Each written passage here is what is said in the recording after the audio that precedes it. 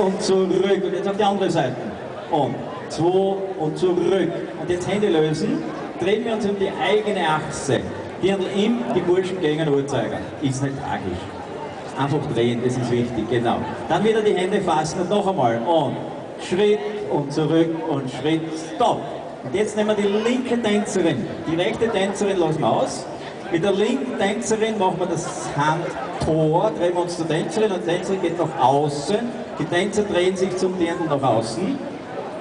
Jawohl, super. Und machen eine geschlossene Rundtanzfass oder geöffnete, Entschuldigung, mit Walzerbogen.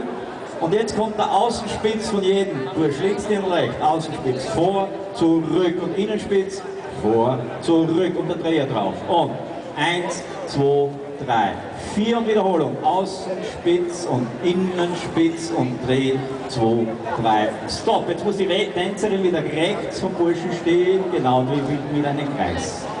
Und das ist alles. Versuchen wir es noch einmal. Achtung, und Schritt zurück und Schritt zurück und drehen. 1, 2, 3, 4 und Schritt zurück und Schritt zurück.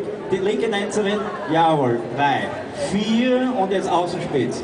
Vor, zurück, innen vor, zurück, Dreher. 1, 2, 3, 4 und Außenspitz und Innenspitz und drehen.